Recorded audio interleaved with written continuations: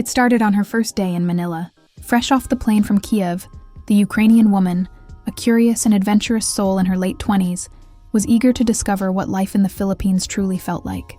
She had read a few travel blogs and watched videos, but nothing could have prepared her for the reality of navigating Filipino social norms. It wasn't just the heat or the traffic, or the absurdly large number of tricycles that somehow defied physics. It was the people, the language, and the seemingly magical politeness that wrapped around every interaction like a warm blanket. The first thing she noticed was the constant stream of po and opo.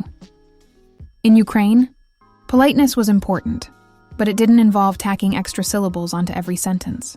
Here in the Philippines, even asking for a glass of water came with a gentle, "Pwede po ba akong humingi ng tubig?" She found herself giggling under her breath the first time a cashier addressed her with, "Salamat po," after handing her a cup of iced coffee.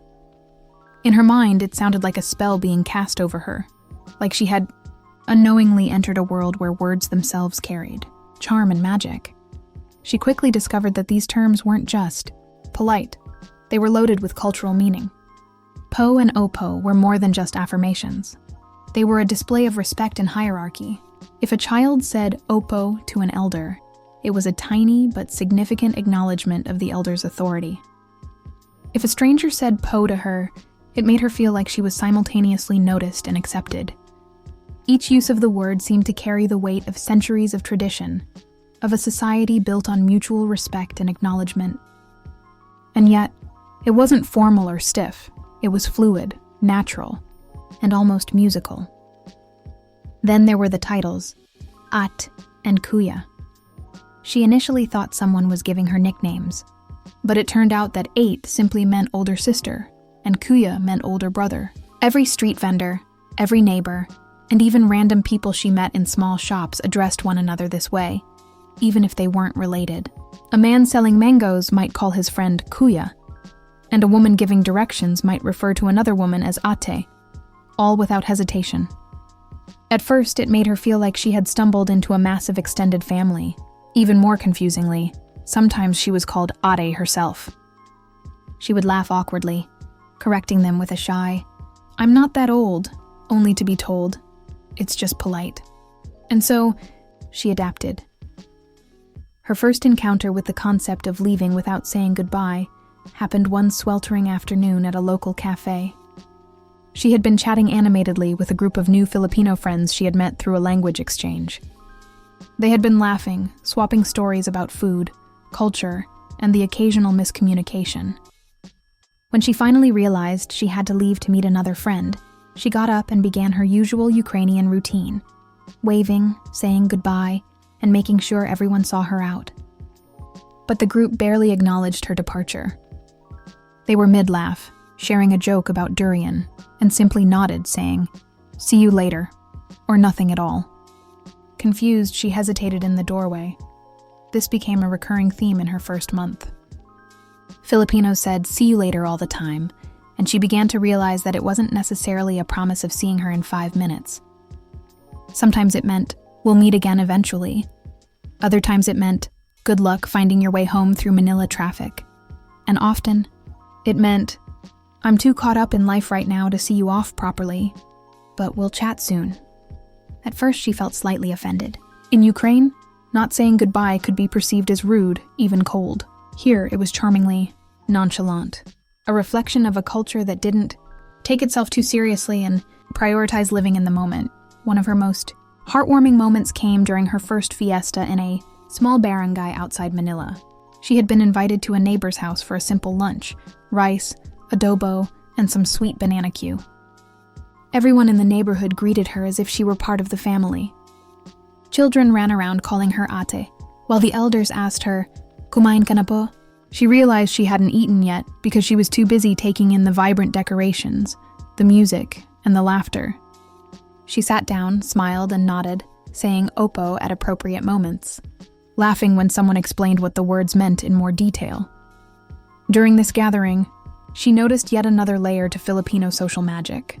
People often left her side abruptly, going to another part of the house, starting a conversation elsewhere, or heading off to help in the kitchen, without formally saying goodbye. At first, she would stand there awkwardly, unsure if she should follow, call out, or just leave. But the locals reassured her with casual smiles, saying, "Don't worry, we'll see you later."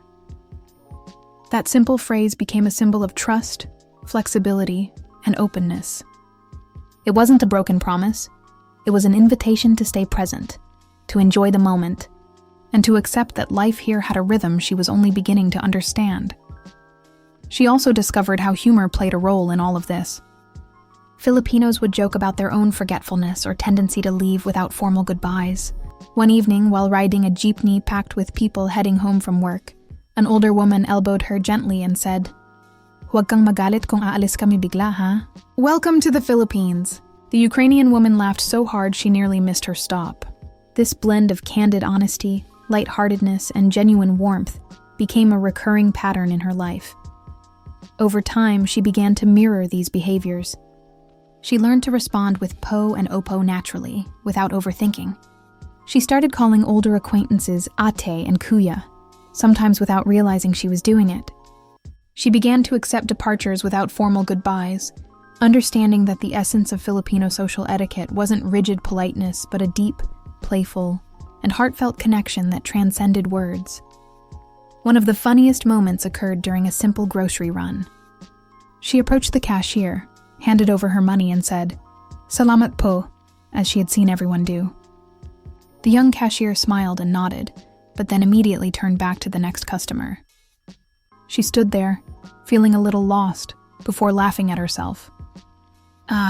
This is how they do it," she muttered under her breath. In Ukraine, she would have expected a polite nod, a smile, maybe even a "have a good day." Here, gratitude was expressed quickly, warmly, and then life moved on. And that's exactly the point. Everything was efficient, heartfelt, and unforced. By the end of her first month, she realized she had adapted to these little quirks and charms. Filipino politeness, humor, and social rhythm had infiltrated her daily life. She even started to leave gatherings without formally saying goodbye herself, smiling at her friends and saying casually, "See you later," knowing they wouldn't take it the wrong way.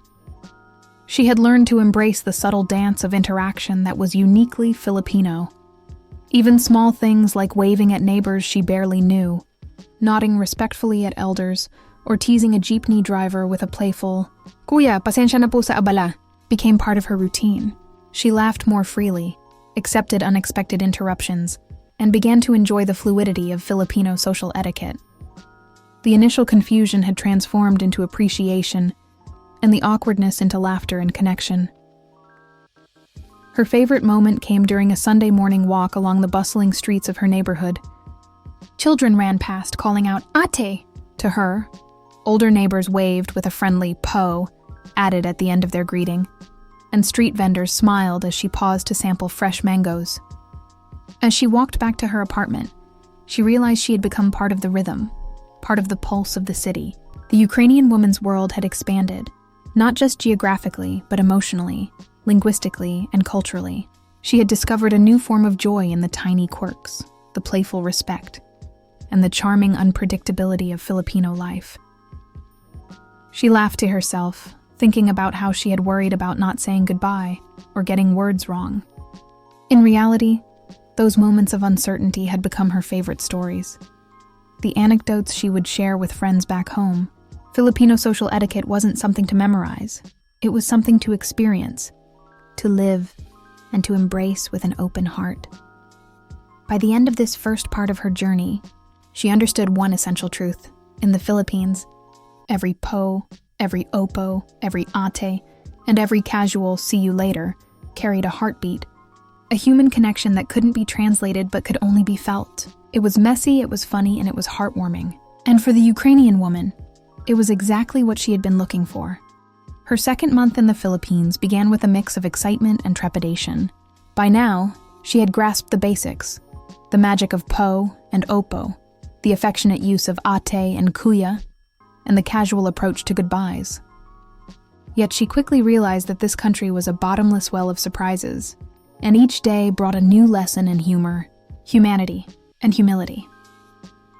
One sunny morning, she decided to visit a local market in Makati, eager to observe everyday life up close. As she navigated the narrow aisles between overflowing vegetable stalls and fish vendors calling out their daily specials, she attempted her first solo interaction in Tagalog. "Magkano po ang mangga?" she asked nervously, her accent slightly stiff. The vendor, an older man with a wide smile, replied, Ate, dalawa lang po, okay na." He tossed 2 mangoes into her small plastic bag, and she realized she had just bargained without even meaning to. This small victory sent waves of joy through her. She was learning not just the language, but the subtle dance behind it. Words were more than communication. They were expressions of warmth, generosity, and subtle negotiation. She began noticing that even in transactions, Filipinos treated everyone with respect, humor, and care, something she found missing in her fast-paced, transactional life back in Ukraine. Her language experiments, however, were not always so smooth. Later that day, she tried complimenting a street vendor's shirt. Instead of saying, "Ang ganda ng damit mo," she accidentally blurted out, "Ang ganda ang damit ko."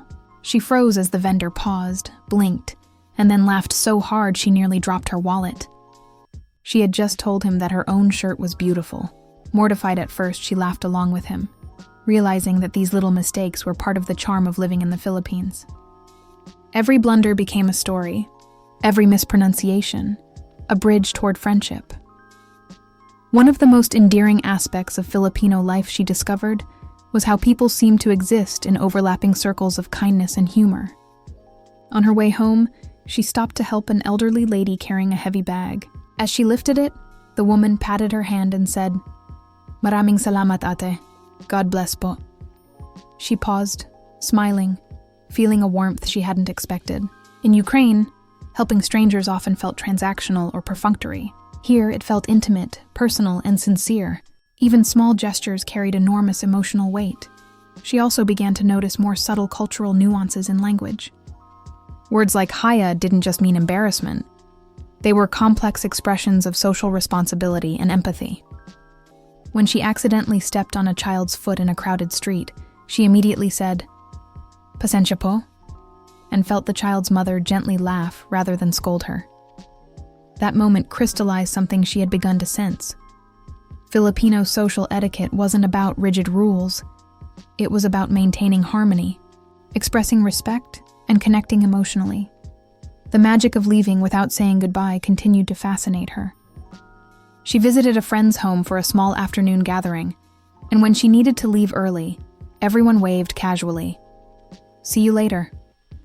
She laughed to herself, realizing she had instinctively started leaving gatherings the same way. No awkward handshakes or drawn-out farewells. Instead, she had absorbed the rhythm of Filipino life, the gentle balance between care and freedom, presence and departure. Her social adventures extended to local transportation as well. On a jeepney ride crowded with commuters, she attempted to navigate the complex fare system and loud, playful banter among passengers. A young man squeezed past her to pay the driver, muttering "Pasensya po" with a grin, and she realized the entire vehicle was a microcosm of Filipino culture, chaotic, noisy, yet filled with camaraderie, humor, and respect. She began to laugh at herself constantly, realizing that every misunderstanding was a lesson, and every shared smile a new connection. In her second month, she also had her first true karaoke experience. Invited to a small bar by friends, she watched as Filipinos sang with abandon, hitting high notes that seemed impossible. Nervous at first, she was encouraged to join. She fumbled through a simple English song, but everyone clapped and cheered anyway. She learned quickly that karaoke in the Philippines wasn't just about singing. It was about participation, joy, and communal laughter. For the first time, she understood a Filipino habit she had only observed from a distance: the ability to embrace imperfection with humor and warmth. Her culinary misadventures continued too. One evening, she decided to try cooking adobo on her own. Following a recipe she found online, she added a touch too much vinegar and panicked when the aroma filled her small apartment. Her neighbor, a cheerful woman she had met at the market, stopped by and laughed. "Ay ate, masarap na yan." "Don't worry, it will taste fine." Together, they cooked, adjusted flavors, and ended up sharing the meal with 2 other neighbors. She discovered that food wasn't just sustenance. It was a medium for laughter, connection, and emotional bonding. Even minor everyday encounters became lessons in humor and cultural adaptation. At a small convenience store, she accidentally dropped a pack of noodles. "Ay, sorry po," she exclaimed. The clerk smiled and said, "It's okay ate, walang problema." She realized that in Filipino culture, mistakes weren't shamed. They were accepted, laughed at, and quickly forgiven. She began embracing her own clumsiness, learning to respond with a playful shrug or a chuckle, rather than embarrassment. Language continued to shape her emotional growth. Words like utang na loob, which roughly translates to a deep sense of indebtedness or gratitude, initially seemed foreign to her. Yet, she observed it in action. A neighbor helping another neighbor carry water from the well, a store clerk staying late to assist an elderly customer, a friend sharing food with someone in need. Each act demonstrated that Filipino values weren't just abstract concepts. They were lived experiences, deeply ingrained in everyday life. She began to understand that relationships in the Philippines weren't transactional. They were built on trust, empathy, and shared humanity. Through these experiences, her emotional connection to the country deepened. She laughed at herself constantly, learned to adapt quickly, and began noticing patterns of generosity, humor, and emotional intelligence that permeated every interaction. Even when she misunderstood a word or a gesture, someone would explain it gently, often with a joke or a playful nudge. These small acts built a tapestry of daily life that was funny, heartwarming, and profoundly human. Her social circle expanded naturally. She was invited to birthday parties, neighborhood basketball games, and even small wedding receptions. Everywhere she went, she was called At, guided with po and opo, and included in jokes that would have flown over her head just a month earlier. She learned to read subtle cues, anticipate reactions, and participate fully in the unique rhythm of Filipino social life. One particularly touching moment occurred during a rainy afternoon in Quezon City. She was walking home when a group of children splashed through puddles, and one of them accidentally soaked her sandals. Before she could react, another child offered her a towel with an apologetic, "Pasensya po, ate." She laughed, wiped her feet, and realized that the children had intuitively understood how to blend respect and friendliness seamlessly. It was a microcosm of everything she had been learning, that Filipino social norms were not rigid rules but living, breathing acts of kindness and humor. By the end of her second month, she had fully embraced the playful chaos of the Philippines. Leaving without a formal goodbye no longer unsettled her. It felt natural, part of a cultural rhythm she now loved. She had mastered her first full sentences in Tagalog, though with the occasional hilarious mispronunciation that made locals laugh and bond with her even more. She had begun to see life through a lens of warmth, humor, and emotional connection, realizing that sometimes the unspoken gestures carried more meaning than words ever could. She started to notice subtle transformations in herself. She laughed more freely, apologized with genuine warmth, and embraced imperfections with humor. She had begun participating in local traditions, speaking Tagalog in her everyday life, and even leaving small gifts for neighbors, tiny gestures of appreciation that were met with heartfelt smiles. Life had become richer, funnier, and more connected. Perhaps the most profound lesson of all was that in the Philippines, connection mattered more than procedure. Leaving without saying goodbye, a simple po or opo, a casual ate or kuya, these were not mere customs, but invitations to be present, to embrace imperfection, and to prioritize humanity over formality. The Ukrainian woman realized that she was no longer a visitor, merely observing from the outside.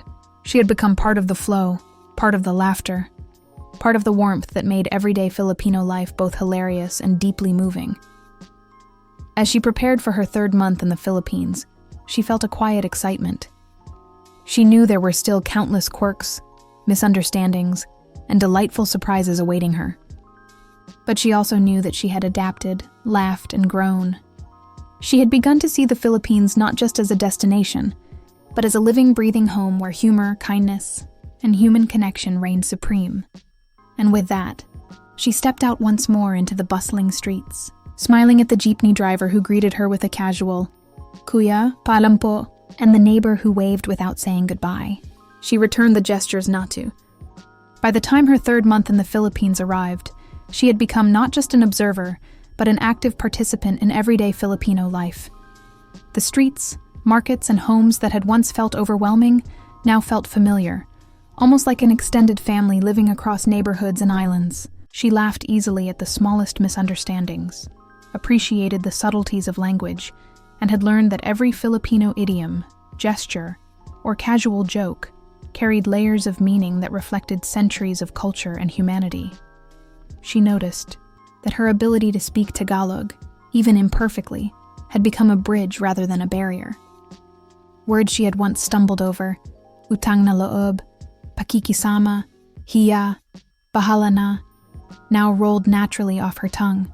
But more importantly, she had begun to understand the emotional weight behind them. When someone said, utang na loob, she no longer needed a literal translation. She felt it in the way a neighbor shared food without being asked, the way friends stayed late to help each other, the unspoken commitment that bound communities together. It was a philosophy of generosity, reciprocity, and heartfelt connection, and she had begun to embody it herself. Her sense of humor had evolved too. Filipino humor was subtle yet expressive, relying on wordplay, exaggeration, and situational comedy. She found herself laughing at things she never would have in Ukraine. A man riding a tricycle with 3 chickens perched on top, a toddler chasing a runaway balloon through a crowded plaza, or a store clerk dramatically pretending to faint when she asked for an extra sachet of ketchup.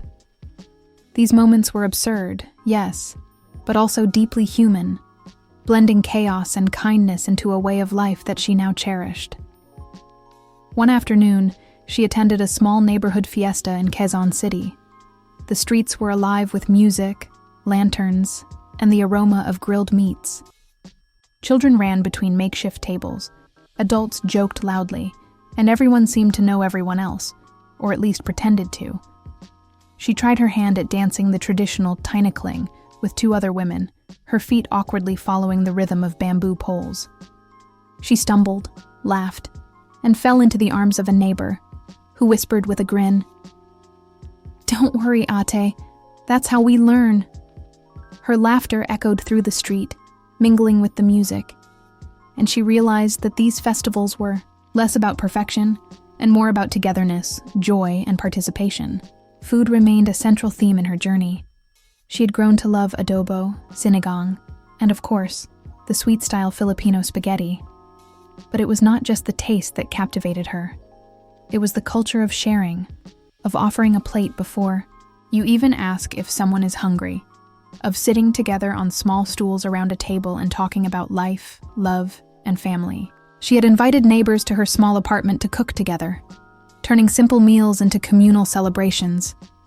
Each gathering reinforced her understanding that Filipino life revolved around connection, generosity, and laughter, rather than speed, efficiency, or status. Her interactions with local families deepened her emotional insights. She observed grandparents gently scolding children, not in anger, but in affectionate guidance. Siblings teasing each other relentlessly, but never letting the teasing cross into cruelty. Parents working long hours while still making time to listen, comfort, and laugh with their children. She compared this to her upbringing back in Ukraine, where respect often translated to distance, and humor could sometimes mask tension rather than create warmth. Here, humor and affection were inseparable. Language continued to surprise her. She realized that phrases she had once found confusing or overly polite were actually expressions of love, respect, and social intelligence. Sige wasn't just encouragement, it was permission wrapped in warmth. Ligo na wasn't just a reminder to bathe, it was an invitation to care for oneself while maintaining shared social rhythm. She found herself using these phrases naturally, even when speaking to fellow foreigners, adopting the rhythms and nuances of Filipino speech as part of her own identity. Romantic gestures also took on new meaning. Observing couples in her neighborhood, she noticed how small acts, holding hands while walking home, sharing a plate of noodles, or calling each other ate and kuya playfully, expressed deep affection without being overly formal or ostentatious. She reflected on her own romantic experiences back home, recognizing how Filipino culture had taught her that intimacy could be expressed in subtle, consistent, and deeply human ways. One of her most memorable lessons came from the concept of bahala na. Initially, it seemed reckless, an acceptance of fate with little control. But she observed it in action. A jeepney driver navigating through heavy rain, a family deciding to celebrate a birthday despite missing ingredients, neighbors collaborating to repair a collapsed fence after a storm. In every case, bahala na was not surrender. It was faith, resilience, and creativity combined. It was the courage to act with heart, even in uncertainty. She found herself adopting the same attitude, feeling less stressed about perfection and more present in each moment. Her friendships flourished. She laughed with local women over coffee, sharing stories about Ukraine while learning how to braid coconut leaves, dance the karaoke, and navigate the ins and outs of wet markets. She joined young men playing basketball. In the afternoon, joking about her clumsy footwork while discovering how sport could bridge cultural gaps. Every encounter was an opportunity for laughter, learning, and connection. She also became aware of the subtle emotional intelligence in Filipino social norms. Respect for elders, care for neighbors, and community-oriented problem-solving were not rigid rules. They were lived practices that reflected a deep understanding of human relationships. In Ukraine, hierarchy could sometimes create distance. In the Philippines, hierarchy and respect coexisted with humor, equality, and playfulness. This realization shifted her worldview. She began to see life as an interplay of structure and flexibility, discipline and spontaneity, seriousness and laughter. Her understanding of love transformed as well. She saw how Filipino men expressed devotion not through grand gestures alone, but through consistent care, attentiveness, and patience. A man helping his partner carry groceries, waiting for her at the jeepney stop, or quietly taking care of household chores expressed more affection than words alone ever could. She compared this to romantic ideals back home, and realized that love was not only about passion, but about presence, reliability, and shared joy.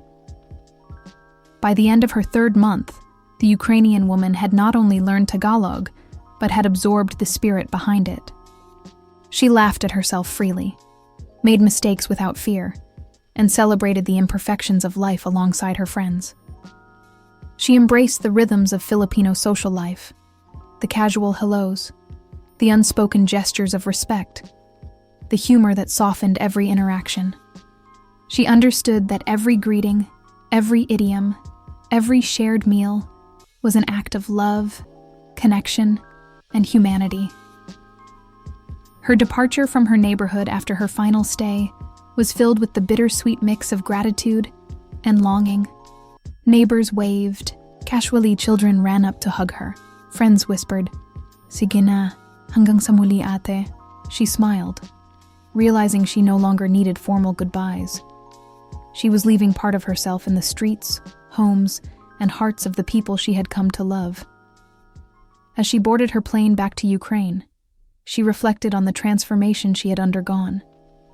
The Philippines had taught her that life was not merely a series of tasks, rules, or schedules. It was a collection of moments, laughter, shared meals, and human connections. She had learned to embrace imperfection, to speak with heart, and to see humor and warmth in every situation. She had discovered that cultural differences were not barriers but bridges, offering insights into the universal human capacity for joy, love, and resilience. She smiled as the plane took off, looking down at the archipelago that had become her second home. The lessons of po and opo, ate and kuya, hiya, utang na loob, and bahala na would stay with her forever. More than words or customs, they were expressions of a philosophy of life, one that balanced respect with humor, discipline with spontaneity, and individuality with community. She knew she would carry this philosophy with her, sharing laughter, kindness, and understanding wherever she went. In the end, she realized that the magic of the Philippines wasn't just in the landscapes, the food, or the vibrant streets. It was in the people, their humor, their generosity, and the way they lived fully, deeply, and with open hearts. And she was forever changed, enriched, and inspired by a culture that had welcomed her with laughter, love, and endless warmth.